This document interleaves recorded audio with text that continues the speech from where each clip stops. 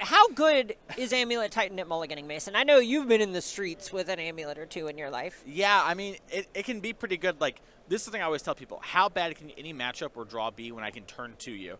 Ironically, Jacob here seems to be part of Team Titan with a Titan on the chest, which is pretty funny. It's sort of, keeping our enemies close, as it were.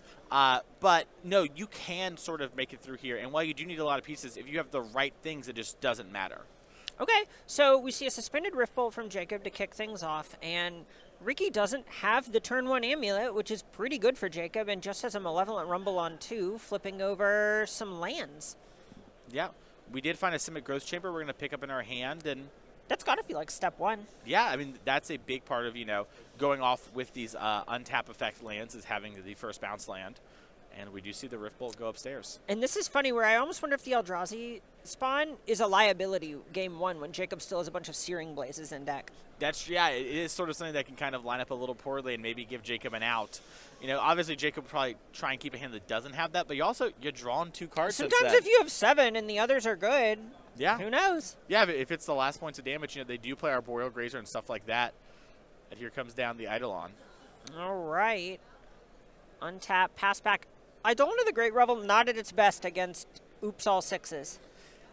It's a tough look. It's a tough look. It looks like, though, Ricky might have a card that is going to trigger it. We'll have to see. All right. Sack Scion, Roll Up Saga, Spelunking. Fastest trigger this side of the Mississippi from Jacob. Points at that Eidolon. I love it. I love it.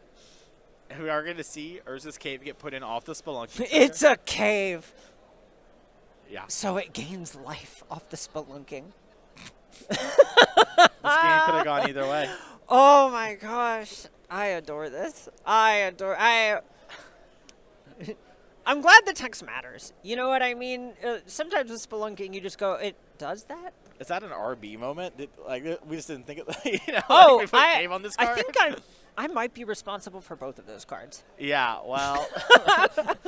All right. I need to apologize to Jacob later as Eidolon is getting in for 2. All right, Mirror Pool enters untapped. Eidolon serves. 3rd land for burn. Jacob really hoping that is the last land he finds this game. Bolt Wave faces the place. Skewer. Lot of damage here, and these are some of the best draws from burn, where you just have a bunch of ways to convert 1 mana and a card into 3 damage. And it looks like a passing. So if the last couple of cards maybe are a lot of the 2 mana burn spells or something, we might have some just bolts or whatever, and playing our sorcery speed once at sorcery speed. But we know Ricky here has a bounce land in hand, which means we have Titan mana if we have Titan. Oh, okay. Well, float a mana with Urza's Saga. I think a big thing to note here is Summoner's Pact will put us to 9. And if we can't end the game, bolt, bolt, bolt. That's not bad. It's a small thing, but it's like that's the kind of stuff that is going to matter here, If Ricky drew a Titan naturally or something, that's just going to be a totally different spot, as it looks like Amulet is going to be the search here. Both of us looking down at the deck list, just double-checking. Could have been an Expedition map. Yep, maps are only other target in game number 1, but it is a target. All right. Spending the floating mana and Boseiju. Whenever you're sitting in Jacob's seat, you've just got to almost feel a sigh of relief as it isn't slam the the untapped Growth Chamber Titan. See, I wish it was that. When it's me, I'm like, I get it. It looks like Ricky here. Oh, okay. Well, there's the Growth Chamber. Yeah, maybe has a different. Maybe it was going down different route. Excuse me, and now it's gonna go down this one. Sure. Gonna make 2 and then pick up the chamber to itself. A very common play you'll see from this deck. Sort of uses these chambers as like a way to get bursts of mana, and with multiple amulets you get a lot more mana very quickly. This deck's so mechanically intensive. And it looks like okay, Arboreal Grazer. Oh, tell me this is gonna ramp out a Cultivator Colossus. I think that's it. Yeah, so we're playing our Arboreal Grazer so we can replay this Growth Chamber, which puts us up basically a blue mana from where we started. Sure. So that means we now have 7. But I think we're missing a green is the problem. Okay. Okay, so we do have enough for Titan. Oh, I see. Oh, we want the untapped mirror pool. Right. Gotcha, okay, sure. This makes the total sense. And this is a spot here where Ricky often can win from this position. Sometimes you have a land in your hand that really messes you up. I know I've had a lot of what felt like a wrapped up win. I draw for turn. It's the land I Not needed the to Lotus tutor. Field. And I'm like, yeah. oh, no. But I think give one of the benefits of mulliganing, harder to have those cards in your hand. Right. Yeah, exactly. I've certainly played decks before you go, oh, I'm glad I can put a Narcoviva on the bottom. Yeah, and it looks like we're going to search up Lotus Field and Crumbling Vestige. That's going to give us a trigger that's going to make some mana from the Vestige, and then also we're going to have a sacrifice 2 land trigger, and it looks like we're going to activate Mirror Pool as well to make another Titan. All right, so 2 lands hit the bin.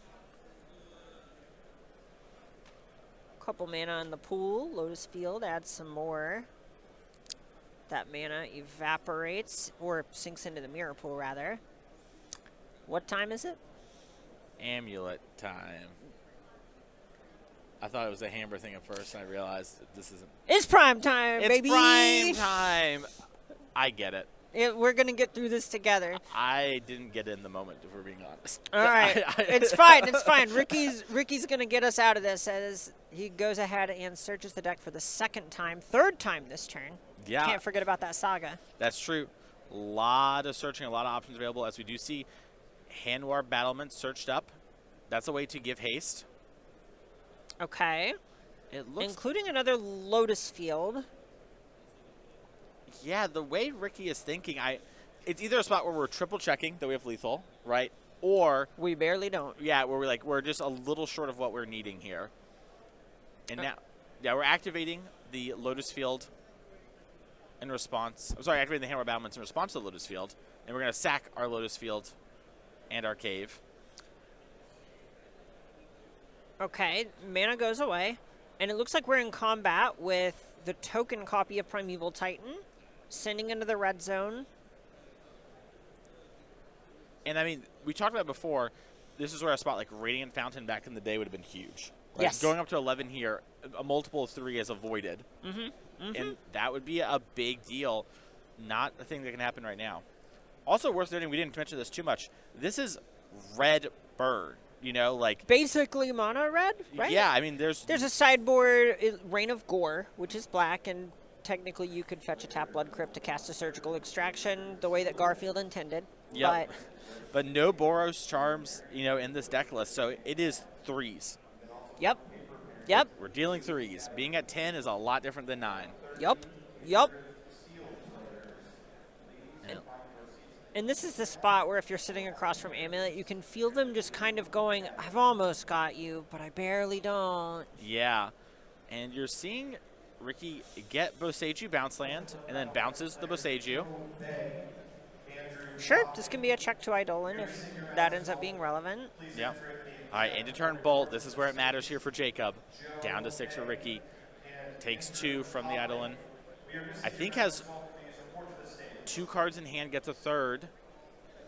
Rift Bolt's huge in spots like this. Another Lava Spike. All right, and you're seeing Jacob. Jacob knows. Okay, Jacob, it's a redraw with that cannon. Sunbake Canyon, yeah. Oh, we're thinking. He didn't slam it. Yeah, All right, Monastery Swift Spear.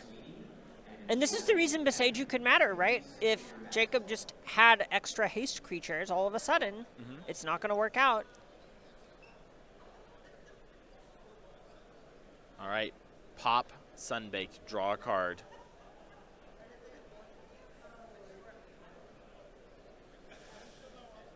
Little damage moment. Swift Spear hits the graveyard. And then, yeah, we're going to pick up our cards. And Ricky definitely, you know, on a mold 5 was able to do the thing on turn 4, which is kind of what you expect from the Titan deck there. But Jacob was like, feels like, oh, that was the one I needed. Right, and that was the texture of the game. That if you're in the burn seat, that you actually feel like the win can be attainable. It's just really rough that it looks like Jacob was a couple of points short of finding it there. Yeah, but we'll have to see how these players want to sideboard. And, you know, Carmen, you're the burn player here of the two. I'm going to change the dynamic a little bit. What are you thinking from this burn sideboard? I am pretty unhappy to be playing against Amulet Titan if I have this sideboard. A lot of the things that you might be reaching for in the vein of Blood Moon, in the vein of Molten Rain, things like that are not going to be that great. There are some cards that Jacob is going to be trying to get out of his deck. We talked about Searing Blaze a bit at the top of the game, or at the top of the match, rather. So bringing in something like Smash to Smithereens makes some amount of sense. You also could look at something like Roiling Vortex if you want to maybe check something like Summoner's Pact.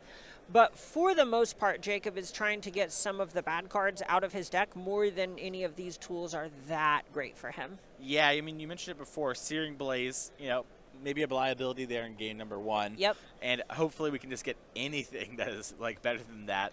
I guess on the play, maybe you can have one in your deck and it's not the end of the world. Sure. Yeah, I play a Goblin Guide, you play a Grazer. Hitting Grazer is not terrible. It's huge when you have a creature draw, especially right. the one creature draw. Right, exactly. Yeah. Meanwhile, over here from Ricky with the Titan deck, I'll switch back into my normal role here, especially as a Titan player. And this is one of those spots where there's not a ton that you really have that you care about. Maybe you want this Otawara as a way to remove something, but it doesn't really matter that much. Dismember is definitely not a card you want. Force of Vigor is a thing that I've seen people bring in as a way to kill, like Eidolons and stuff like that. It could kill, the Rolling Vortex, like you mentioned. It would be a painful way to kill it, or an expensive way, depending on how you want to do it. But I think this is a spot where Ricky can get pretty close to maybe just, resubmitting. It would be a totally fine spot. Maybe 6, it's a 2-4. It's fine. It can block a little bit. Yeah. There's maybe a world where you could see something like Vexing Bauble come in against Riftbolt. Just literally, if there are cards that Ricky does not want in the deck, like Cultivator Colossus, I think this might be the same spot where Ricky is saying, oh, okay, well, this is a good matchup for me. Why would I sideboard a bunch of cards? I don't think my opponents, even if they are on burn, they're probably not going to be targeting me this weekend. Yeah. So what's the problem? Yeah, and then that same vein, maybe you Keen-Eyed Curator, if this does go to a Game 3 on the play as a way to block a Goblin Guide. Yeah. We'll talk about that as we go there, but looks like the players are finishing up. And you know what? They're finishing up, but we've got a new set on the horizon. That is Tarkir Dragonstorm. We've talked about a couple of previews from it this weekend. I'm sure that we're going to do that a little bit more, but you can head over to starcitygames.com/MTG-TDM to pre-order your Tarkir Dragonstorm boosters today. Yep, it's very soon coming out. I'm very excited to play with this set, and I can't wait to see everything is in store for us. Oh, yeah. I'm biased, but it rules. It's so sick. All right, I will have to see how it goes. All right, players, look at their opening hands. Looks like 2 lands and a bunch of spells from Jacob, exactly what you want out of burn, and Ricky going down to at least 6. And last game, I think, showed the impact that a mulligan can have on Amulet Titan, where the deck's so redundant that eventually the Titan deck will probably find the way to do its thing. But those extra turns are crucial for Jacob. Yeah, Jacob needs the time to play all the stuff. Right, exactly. There isn't... It's funny in some ways where it's good old honest burn. A lot of emphasis on honest there. Yeah. And this is the thing, too, where it's Jacob really wants 2 or 3 lands at the time to deploy those cards and then never see another one, like you said, right? We sort of also, really hope to have a creature here on the play, but then maybe never draw another one. Right, exactly. It's a lot of, you can make these things happen and it will work out, but it's tough, and Jacob, I think, definitely was hoping players wouldn't switch in droves to Amulet coming from this weekend, and, to his credit, they didn't really, right? It Amulet is stayed about just the same. such a hard deck to play. That's when I'm okay at Magic, and we were talking at dinner last night that I basically really struggle with the Amulet Titan deck because of how precise all the mechanics of it are, as 2 are shipped to the bottom for Ricky to kick things off with 5 that he likes enough. Yeah, it looks like Amulet, Summoner's Pact, 3 lands, all untapped. Okay. No bounce land, but you have a lot of those in your deck, and you don't even want them that early, so... One of the funny ways that the burn matchup has improved for Amulet Titan over the years is Amulet Titan moving away from the fetch shock mana base, the old green fetches plus breeding pool, for example, where mana is basically always going to be free. All right, looks like Valakut was the draw there for Ricky. Gets Rift Bolted from Jacob. And now I think Jacob does have a second land. That's big. Just thinking about how we want to deploy everything. All right, so here's a Bloodstained Mire. Little fetch.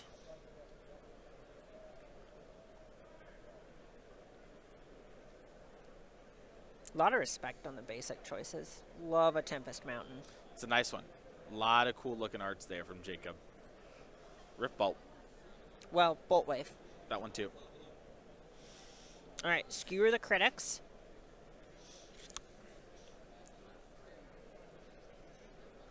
Ricky's down to 11. We need 4 more burn spells or 3 in a Goblin Guide. We're getting close. This is sort of the the mixture we need. We know Jacob only has 1 more land in hand, so really the question is how many of those are 2 mana burn spells. That is going to be the big thing here. Okay, so Ricky's going to go ahead, tap 2, Green Sun for 1.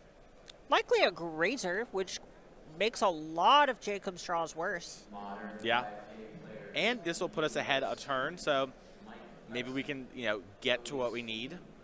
Draw a spell and get something. Yeah, you see Jacob, flash the Titan on the jersey there. These players having fun in the feature match area, 3-0. I really appreciate that's one of the things, just the human element of it, where, obviously, whenever you're playing against somebody, I want to beat you up, I want the match points, but there's that sort of camaraderie where it's just like, this is kind of ridiculous, right? Yeah. Okay, so Echoing Deep. I'm going to guess that just enters as a copy of itself here instead of copying a Bloodstained Mire. We've seen some players actually pivot away from the green versions of Fetchlands when it's free, just so Amulet Titan couldn't, say, copy a Wooded Foothills from Jacob here. Yeah, I'm looking to see if we have the District in our deck, which is a red-green land. Ooh. I don't Nope. catch it. No commercial district this weekend. All right. Okay, so another Boltwave from Jacob, Ricky to 8, and then a Sunbaked Canyon and Pass, 2 cards in hand. So no matter what those 2 cards are, because Boros Charm isn't on the menu for Jacob, he's going to need to find something else. Yeah. I think Skullcrack was one of them. Not bad. All right, so that that will be at a pseudo 5. That if was plays. the case. It's not a land. Yeah, and you can draw 1 mana 1, and then you're kind of there. So a lot of pressure on Ricky to have something good this turn. Only has 4 mana on turn 4. For Ricky, not a great place to be, not exactly what you're about. Summoner's Pact, though. Real safe to do in open deck list world. I know previously there are eras where it's closed deck list, and against Burn, this would be really risky. It's happened a lot of hoping. As it looks like 6 did make the deck. Okay, sure. Yeah, and I think what the hope here is I can't quite get here in the next 2 turns. I'm missing on the lands. So 6 will find me the lands ideally. And maybe even my Titan. Sure. Yeah, that makes a lot of sense to me. And this is one that I know is near and dear to your heart. Yeah, 6 is a card I spent a lot of time working on MH3. It was a card that went through a lot of iterations that are all very similar to what you see today, but very different. And something I really like from Ricky, we see an Amulet of Vigor hanging out in his hand. A lot of discipline, not just throwing that on the table when you know your opponent could be bringing in something like Smash to Smithereens. All right, here's that Skull Crack. Ricky to 5. Big draw. Big draw. Oh, the 4th land. Every Burn player's worst nightmare. We have the Canyon, though. We can fetch another That's sweet true. mountain. Yeah, That's true. Now, this is what I'm always like, okay, do I crack it now? We definitely want to get this fetch in, I mean, this is the spot where people, I think at this point, the deck thinning with fetch lands thing, people have mostly caught on that isn't a huge deal. But in these sorts of scenarios, this is where it matters because the cards you're drawing are so binary in how strong they are. Yeah, it is huge. As Jacob is thinking, and the fact that we're thinking, makes me think that we don't quite have it. As here's the Spirit. Of note, Barbarian Ring. It's a land we can draw to be pretty happy about. Okay. So, and it does 2, so that plus any burn spell goes the distance. Anything that's still damage at this point is going to be a sight for sore eyes. And I'm curious here. And Jacob knows that Ricky can't play anything next turn because of the Summoner's Pact. Okay, here's Bolt Wave. Yeah. Yeah, I think that's what Jacob was trying to figure out. I was like, am I supposed to let Ricky know that you're at 2, Or do I hold this as hidden information and rather just deploy it? I love just casting it. It makes Rift Bolt and Barbarian Ring better draws. Yep. It's just so nice. As 6 attacks. And it finds the bounce land and the Titan like I talked about. Oh. That's really big. Okay, okay. Now Ricky can bounce land, put one of these lands back in hand. It's always so funny how hard you have to think, okay, maybe it's better to just have a bounce land in my hand, especially when we're holding this amulet. Yeah, and Ricky decides to go with that line. As there are two Oh. Swift Spears down to 1. Okay. All right. Maybe Ricky has like a double amulet too. Sure. That would make some amount of sense. Okay. Echoing Deeps gets tapped. Amulet time. All right.